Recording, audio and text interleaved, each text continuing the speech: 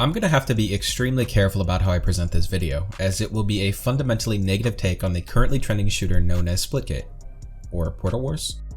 By no means do I think that Splitgate is a bad game, especially given the current state of the shooter genre, wherein the newest, shiniest trailer in town sports the 8th grapple hook to come out since I graduated high school.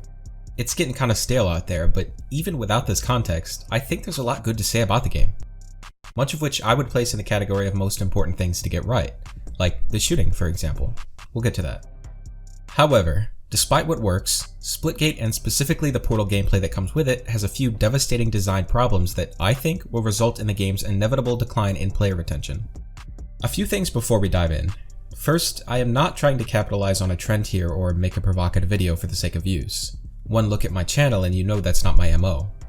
I am also aware that a game reveals itself for what it is given time and people trying the game, so I really don't feel the need to convince anyone to change their mind or stop playing. Play what you like. Lastly, I don't want games to fail, and really not one like this. As someone who is currently making a game, it is awesome to see a self-published indie team make something that gets recognition. It's what this industry needs a lot more of. So the actual reason I felt inspired to make this video is because I see this as an opportunity. What I, and my friends for that matter, think about Splitgate is so opposite the current overwhelmingly positive view of the game that I felt like challenging it could potentially be a huge learning moment for any of us. With that, let's begin. I like Halo. I like Halo because I like fairness, and I like fairness because everyone likes fairness. When things are fair in a game, winning feels really good, because I know that I earned it. Losing never feels good, but at least when a game is fair, I get to learn from my loss and move on without the excessive frustration of knowing that some random system or cheesy strategy killed me instead of what we know should be the reason, my misplay or the opponent pulling off something more skillful or smart than what I did. Really, that's all Halo was. A fair and skillful game. And it's simple, which plays into this because a simple game is easy to understand. And if everyone can grasp the rules of a fair game, the result is pretty much always going to be the best player and team wins. Halo is not defined by sprint or a lack thereof. It's not defined by art or music or even story. These things are integral parts to what makes Halo so awesome, but they are not the defining trait of the game. Fundamentally, Halo is skill rewarded and misplay punished. And so comparing Splitgate to Halo on one hand is completely understandable. As I mentioned, the shooting is one area in which 1047 games did well. The guns shoot straight. So if I hit a shot, I hit the shot. Instead of this. This may seem like a low bar, and I think it is, but it needs to be recognized. The guns shoot straight, and that alone is enough to remind us of Halo and set it apart from most competitive multiplayer games that have ever existed. As weirdly sad as that is to say out loud. On the controller, friction and auto aim do seem moderately low. The sniping is really easy, but on the whole, this too sets the game apart from the majority and reminds us of Halo in an age of games where things like high auto aim and over-rewarding mechanics are more and more prevalent as game companies attempt to replicate that feeling of accomplishment you get from doing something skillful by making everything easy. It's an attempt to fool us into thinking we're just that badass, but it doesn't really work. Not in the long term. Nobody who actively plays Destiny thinks they shoot that well and just happen to miss in every other game. No, we know when it's us and when it's the game doing something cool. This strategy from developers is shallow and robs a game of that depth which keeps players interested, a skill ceiling. Splitgate does not do this nearly as much as most games out there, so yeah, I like that, and notwithstanding weapon tuning, which I will get to in a bit, the shooting does remind me of Halo for that reason. And while that is a massively important part of a shooter to get right, that's about where the similarities to Halo end and where I think the problems begin. The unique portal mechanic within Splitgate kind of is the game. The whole point really, it's even in the name. Names. And so for the sake of the people who work on the game, it pains me to say that I think it's also the whole problem. And yet I've been seeing many people on Twitter and the like talking about the game, saying things like, I don't even use the portals. And that is confusing. If you are just not using the most influential mechanic, how is it that you can turn around and proclaim with confidence that the game is a hit? Come on. If nothing else, this is evidence that we really haven't even begun to understand the game yet and really don't know what's in for the long term. We can amend that and walk through this. The portal system is as follows. Just like the Portal games, each player can place 2 gates, but can only be placed on these blue portal surfaces. Once both portals are placed, they link to each other, allowing for instant traversal and even shooting through portals. Both portals can be individually closed, and each player spawns with 2 grenades which can also close enemy portals wherever thrown. But do keep in mind that this is a finite counter for an infinite and intrinsic portal gun. Foreshadowing. Lastly, and very importantly, you cannot see through enemy portals. You can travel through them, but you will be blind to what awaits you. This system changes everything about Splitgate, and the Halo-ish, Call of Duty-esque base gameplay you get without portals changes this into something else entirely. And I'll try to go through what I perceive are the effects of portals one by one, starting with map design. As a general rule, the less your character can do in a game, the more level design influences the gameplay. In Dark Souls, the smallest little lip can be used by the designer to redirect the player and make him spend an hour going around. The benefit of limiting the player like this is the potential for a very intentional experience as designed by the mapmaker, and immense power in the hands of good encounter design, which is why Dark Souls has so many legendary encounters, which anyone who plays it can relate to.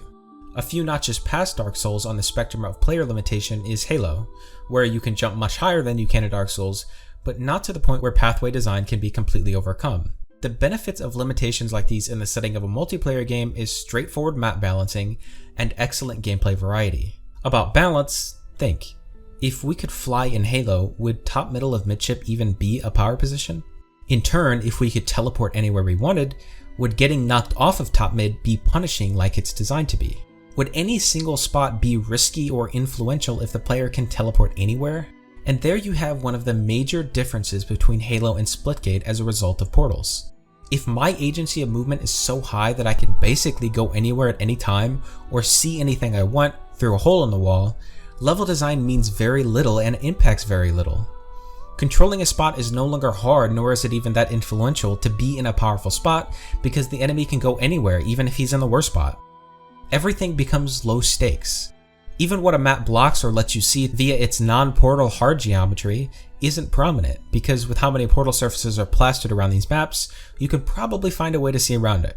This is a bummer because manipulating geometry, taking risks, knocking people off top mid, prediction by tracking movement speed relative to the map geometry, repositioning into a better spot to force your opponent to react to you preemptively because movement takes time, all of this makes up a massive chunk of what makes something like Halo a skillful game, and therefore a game we come back to.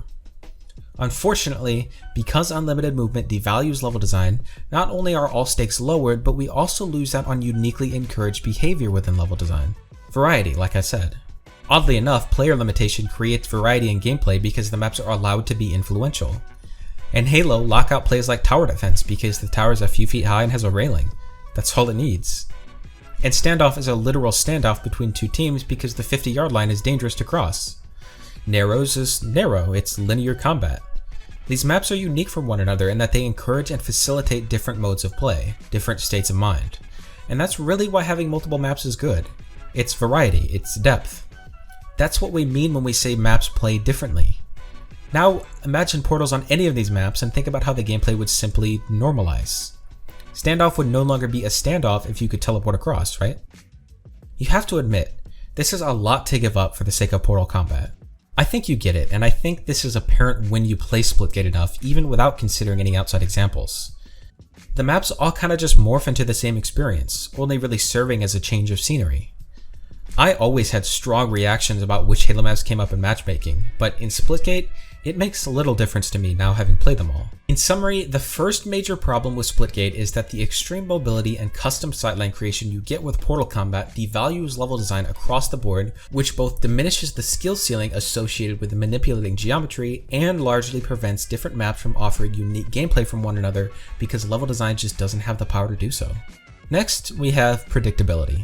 As mentioned previously, 1047 games liberally place these portal surfaces on their maps. They really went all out, and as a creative, I respect that. Even if a game is completely broken, I admire it as a product way more as a game that has vision than a game that basically works but is generic in every possible way.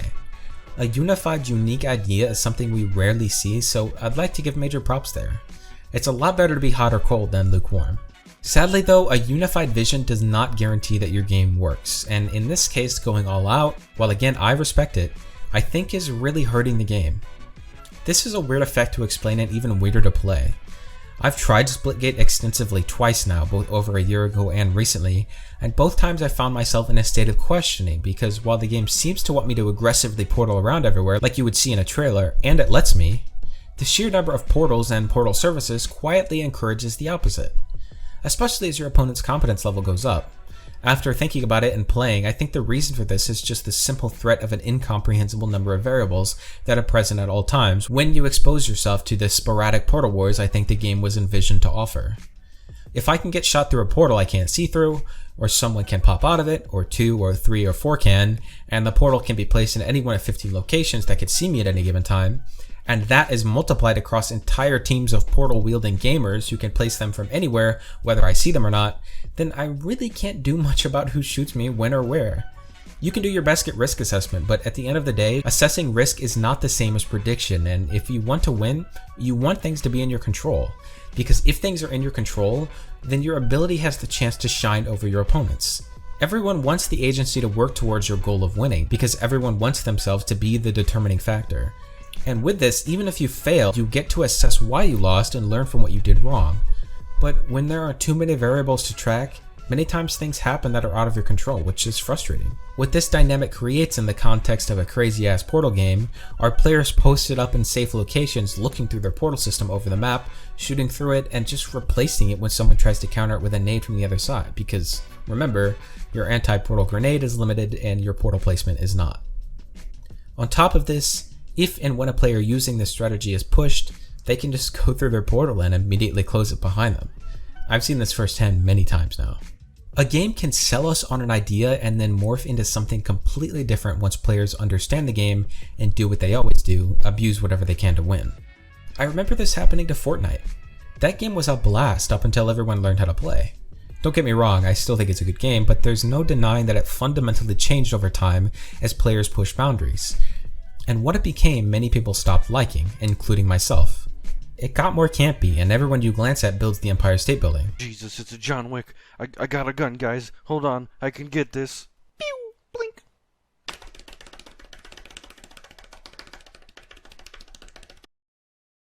A great example of this not happening off the top of my head is Rocket League.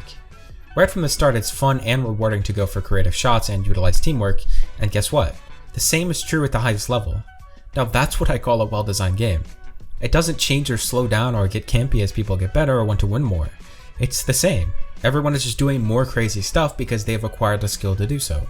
Once again, this is an area where Halo stood out because there are very few times in the game as a whole where you actually cannot account for all variables, and it doesn't change much at different levels of player skill. All arena shooters are kinda like this. Predictable games which afford mental play and forethought. Combined with movement, it's probably the single biggest factor in what makes a good player in these games. Especially in Halo because it never really had that much gun skill. At the same time, Halo doesn't morph from something we loved into something different from the low end to the top end. Coming back around, regrettably, Splitgate does. The sporadic Portal War playstyle that the game sells us on will be punished by players who want to win, which is everyone. So there is a disconnect between vision and how the game actually plays, which will be frustrating for everyone whether or not they realize what is happening. So, the second major design problem with Splitgate is the unpredictability of the current iteration of the portal system, and therefore the juxtaposition in gameplay it creates as players understand the game more and more. One more game that comes to mind that is even more guilty of this problem is Titanfall. The whole game is about movement, but when you have players posted up with hit-scan DMRs in a game with fast kill times, yeah, it's not actually that rewarding to jump around in the middle of the map like the game seems to want me to. I am punished for participating in the entire point of Titanfall, which is advanced movement, because the best, most effective way to play the game relative to how hard it is to be the guy with the DMR. Finally, I'll quickly touch on weapon balance and tuning in Splitgate. This will be really quick. I have a question for you to consider. Do you think, given two hypothetical weapons in any sandbox of any multiplayer shooter, that the easier to use and less punishing weapon should be as effective as the harder to use, more punishing weapon? By me. Bro.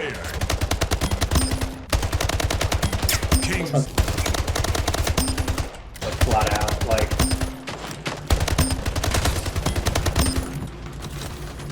It is, bro? Look, it's red. Yeah, dude. I just accidentally killed someone with my AR.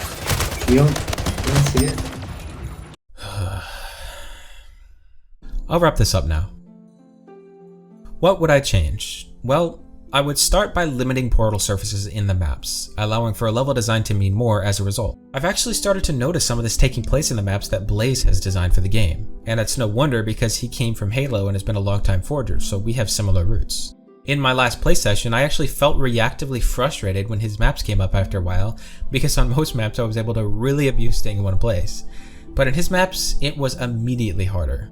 I still found my spots eventually, but this is a better direction. Not only that, but the portal surface placements seem to encourage actually using hard geometric pathing a little more, which feels weird coming from the other levels, but I think the game needs even more of that if it really wants to be an homage to arena shooters, which is like all the marketing. Aside from that, I could talk a lot about the level design itself, but I will refrain and simply point you to my Perfect Halo series if you'd like to know what I think more about map design in depth.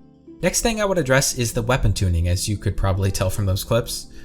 Look, pretty much every Halo game in the past 10 or 15 years launched with an extremely strong AR that eventually got nerfed hard. It's time to learn from the past for once. Easy guns should not outperform or even perform next to hard guns. Also, a sandbox of weapons where everything can be used in every situation is not a very interesting one. Lastly, while you can dampen some of the unpredictable and sometimes straight up unfair effects of portals through map design, I think this system itself really should be looked at. 1047 Games apparently knew that players needed some counter to the instant traversal and completely one-sided sightlines that portals create, so they gave us the grenade, but this isn't enough. I'm glad it's there, but it being there speaks to a problem that it simultaneously doesn't fully address. Being able to see through enemy portals would be a real start. I know, however, that performance is something that has to be taken into account, and I suspect it played a part in half the portals being opaque, but the gameplay implications are just too poor to content ourselves with it. If I were a designer on the game, I would look for a way to address this fundamentally and limit portals in some way. Maybe the portal gun is just a weapon on map, or maybe it's not infinitely usable and takes portal energy that you'd have to scavenge off the map in form of pickups if you want to keep portaling. All in all, there's a lot of ways to go about this, and I'm really confident that these guys will make the game better over time, which was another motivation for making this video. I really hope someone from 1047 sees this and maybe considers it, because I want them to succeed. But as it stands, I have to be honest and say that Splitgate in its current iteration is very flawed, and unfortunately I predict poor player retention following the current spike in player interest as a result of the things I went over in this video. One final thing I'd like to say is that if you find yourself genuinely enjoying the game, I did too. There are certainly times when using portals creatively pays off and the sandbox is able to shine, and if you play the game, which I suggest you do, you will have moments like that. But any game can be fun casually, and only when a design is tested and pushed to its limits will it reveal any problems, and that's the part I'm worried about.